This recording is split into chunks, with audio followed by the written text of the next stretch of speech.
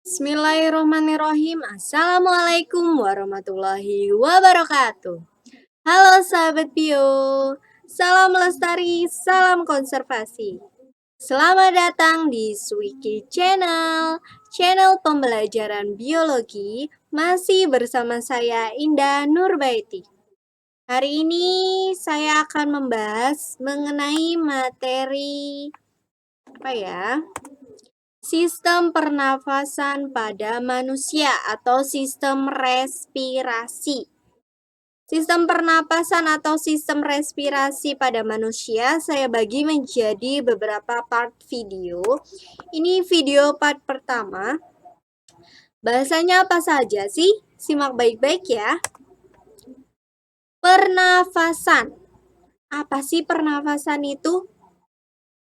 Sebelum kita mengetahui arti pernafasan, yang namanya makhluk hidup itu pasti melakukan pernafasan, baik tumbuhan, hewan, ataupun manusia.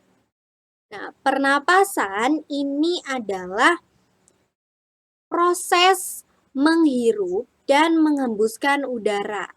Ini secara umum ya, menghirup dan menghembuskan udara. Apa sih yang dihirup, apa sih yang dihembuskan? Lalu secara fisiologisnya, pernafasan sendiri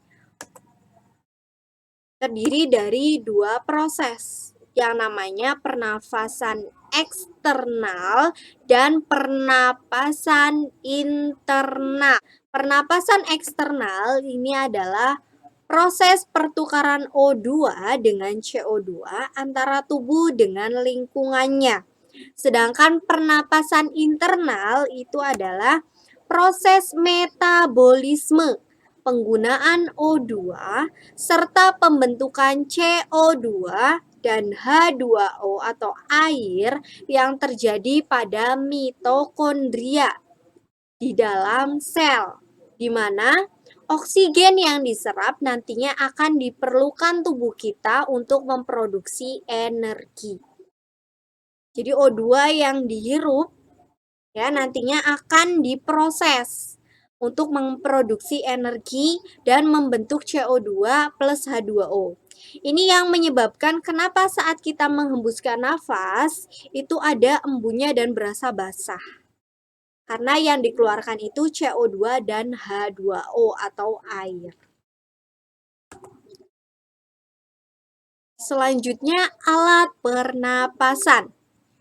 Alat-alat pernapasan itu ada apa saja sih? Yang pertama itu ada saluran pernapasan.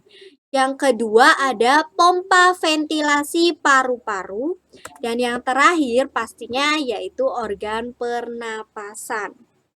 Saluran pernapasan merupakan tabung atau pipa yang berfungsi untuk mengangkut udara. Tabung atau pipa yang berfungsi untuk mengangkut udara dari atmosfer ke kantong udara yang disebut dengan alveolus, di mana ini terdapat di paru-paru. Kemudian pompa ventilasi paru-paru ini adalah terdiri dari dinding dada, otot pernafasan yang berfungsi untuk memperbesar dan memperkecil ukuran rongga dada. Kemudian ada pusat saraf, yaitu otak, yang berfungsi untuk mengendalikan otot pernafasan, serta saraf penghubung, yang berfungsi untuk menghubungkan antara pusat saraf dengan otot pernafasan. Kemudian ada organ pernapasan. Apa saja sih yang termasuk dalam organ pernapasan? Yang pertama ada hidung. Kemudian yang kedua ada laring. Yang ketiga ada trakea, ada bronkus, dan yang terakhir yang paling penting ini adalah pulmo atau paru-paru. Ini ada laring. Dan pada sistem pencernaan itu ada faring. Ingat ya, kalau pernapasan itu laring, kalau pencernaan itu faring. Jangan sampai ketuker. Kita bahas satu persatu ya. Yang pertama ada hidung. Hidung merupakan saluran pertama pernapasan. Kenapa dikatakan saluran pertama? Karena saat kita menghirup udara itu pertama masuk ya lewat hidung. Makanya dinamakan saluran pertama pernapasan. Di mana kulit luar dari hidung ini mengandung folikel rambut, kelenjar keringat, dan sebasea. Sedangkan kulit dalamnya ini mengandung fibrise atau rambut-rambut halus yang berfungsi untuk menyaring debu dan kotoran yang ikut masuk pada saat kita bernafas. Jadi, hidung ini merupakan penyaring utama atau penyaring pertama pada respirasi yang nantinya akan disaring oleh rambut-rambut halus yang berada di hidung. Jadi kalau rambut-rambut kalian yang ada di hidung itu semakin panjang, mending dipotong aja, jangan dicabut. Karena fungsinya sangat penting untuk menyaring kotoran dan debu yang ikut masuk pada saat kita bernafas. Kemudian bagian terdalam dari hidung sampai ke bronkus itu dilapisi epitel bersilia yang mengandung sel goblet. Sel goblet ini yang nantinya akan menghasilkan lendir. Fungsi hidung yang pertama itu untuk melembabkan dan menghangatkan udara yang masuk. Kenapa bisa melembabkan? Padahal kan udara yang masuk kadang ada yang kering, kan? Karena di dalam hidung itu terjadi penguapan cairan. Jadi walaupun yang masuk itu kering, nanti dalam hidung bisa jadi basah. Kenapa bisa menghangatkan udara yang masuk? Karena di dalam hidung itu ada radiasi panas dari pembuluh darah. Hidung berarti sebagai indera penciuman, ya kan? Kenapa bisa menjadi indera penciuman? Karena di dalam hidung itu terdapat sel-sel olfaktori yang peka terhadap rangsangan bau yang terletak pada bagian atas rongga hidung. Dan yang terakhir fungsi hidung yaitu mematikan kuman. Kenapa? Karena di dalam hidung itu ada leukosit dalam selaput lendir yang fungsinya untuk mematikan kuman-kuman yang masuk pada saat respirasi atau bernafas. Kemudian yang kedua, organ pernapasan yang kedua adalah laring. Laring ini merupakan saluran udara yang terletak dari bagian bawah faring hingga bagian bawah trakea. Di dalam laring terdapat Adam's apple, epiglottis, dan pita suara. Di mana Adam's apple ini nantinya akan berkembang semakin besar pada laki-laki dan juga akan mempengaruhi suara pada laki-laki. Kemudian epiglottis ini terdiri dari katup tulang rawan yang nantinya akan membuka dan menutup. Ini namanya katup epiglottis. Ini yang nantinya akan membuka dan menutup laring dan faring. Saat kita bernapas, berarti yang dibuka adalah laring, supaya udaranya masuk ke laring. Pada saat kita makan, berarti yang dibuka adalah faring, laringnya ditutup. Makanya pada saat kita makan itu tidak boleh sambil bicara. Takutnya nanti tersedak. Karena nanti si katup epiglottisnya bingung mau buka atau mau nutup. Kemudian ada pita suara. Nah, pita suara ini ada dua macam. Ada pita suara sejati dan pita suara palsu. Pita suara sejati ini adalah pita suara yang memiliki dua otot dan menghasilkan suara. Sedangkan pita suara palsu ini tidak menghasilkan suara. Kenapa? Karena tidak memiliki otot-otot. Kemudian ada trakea, organ pernapasan ketiga. Trakea ini merupakan saluran lanjutan dari laring yang memiliki panjang 9-11 cm yang dibentuk oleh 16-20 cincin tulang rawan berbentuk seperti huruf C. di mana saluran dalam dari trakea ini dilapisi oleh sel-sel epitel bersilia dan sel goblet. Silia pada trakea nantinya akan bergerak menuju ke arah laring sehingga dapat mengeluarkan kotoran. Berarti ini penyaring yang kedua. Jadi yang pertama rambut-rambut halus, jika pada saat bernafas kemudian kotoran masih masuk setelah disaring oleh rambut-rambut halus, maka akan dikeluarkan oleh silia yang berada di trakea. Lalu jika masih masuk lagi, lolos saring lagi bagaimana? Ini adalah tugas dari si organ pernapasan berikutnya yaitu bronkus.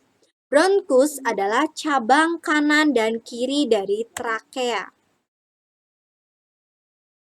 Ini, bronkus dalam paru-paru ini nantinya akan bercabang-cabang membentuk saluran sempit pernapasan dan semakin kecil yang nantinya akan membentuk seperti percabangan pohon yang disebut dengan bronkiolus.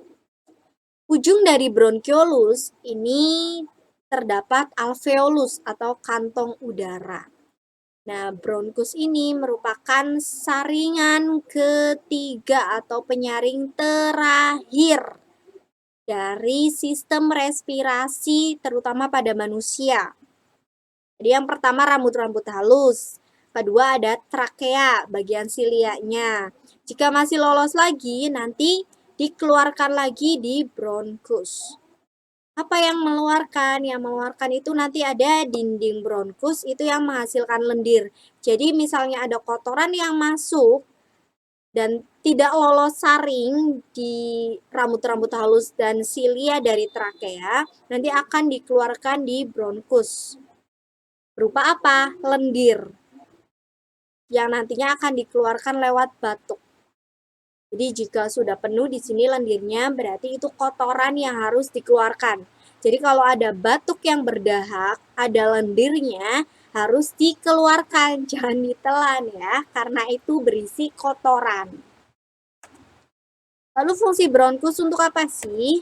Yang pertama, memastikan udara dari mulut atau hidung tiba di alveoli dengan bersih. Nah, karena bernafas itu yang paling utama lewat hidung, cuma bisa juga lewat mulut. Nah, bronkus ini tugasnya untuk memastikan udara dari mulut atau hidung tiba di alveoli dengan bersih. Kemudian yang kedua, mengeluarkan debu dan partikel asing yang beresiko membahayakan paru-paru.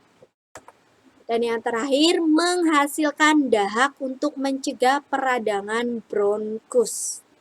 Ya, jika bronkus mengalami kerusakan, otomatis nantinya tugas bronkus yang pertama ini berarti jadi terganggu. Yang harusnya udara itu dipastikan harus bersih sampai ke alveoli karena bronkusnya mengalami kerusakan, maka udara yang masuk itu bisa bercampur kotoran. Ini yang nantinya akan menyebabkan penyakit-penyakit timbul pada sistem respirasi. Dan yang terakhir, organ pernapasan terakhir yaitu ada pulmo atau paru-paru. Paru-paru ini merupakan organ utama pernapasan, yang mana terdiri atas jaringan elastik berpori yang berisi udara. Paru-paru atau pulmo terletak pada rongga toraks atau dada, bagian kanan dan kiri yang dipisahkan oleh jantung di atas diafragma. Di mana paru-paru kanan terdiri dari 3 lobus dan paru-paru kiri terdiri dari 2 lobus. Kenapa bisa yang kiri 2 lobus, yang kanan 3 lobus? Karena yang kiri harus berbagi tempat dengan jantung.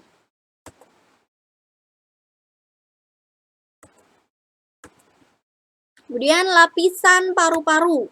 Ini ada 2 lapisan yang dinamakan pleura parietal dan pleura viscera. Pleura parietal yang ini, yang paling luar, ini berfungsi untuk melapisi sangkar rusuk diafragma dan mediastinum. Kemudian pleura viscera, berarti yang lebih dalam dari pleura parietal, ini berfungsi untuk melapisi paru-paru dan bersambungan dengan pleura parietal di bagian bawah paru-paru. Kemudian ada lagi rongga pleura. Rongga pleura ini adalah ruangan berisi pelumas yang terletak antara pleura parietal dan pleura viscera. Kemudian ada recessus pleura, ini merupakan rongga pleura yang tidak terisi jaringan paru-paru. Oke, terima kasih. Mungkin cukup materi hari ini mengenai apa itu pernapasan dan alat pernapasan pada materi sistem respirasi manusia part pertama. Untuk part keduanya masih dalam proses. Kalian bisa tunggu dan kalian bisa lihat langsung nanti di Swiki Channel ya. Oke, terima kasih. Jangan lupa karena ini masih pandemi, jaga kesehatan kalian. Jangan lupa pakai masker saat akan bepergian dan jangan lupa cuci tangan setelah bepergian. Wassalamualaikum warahmatullahi wabarakatuh. Semoga membantu ya.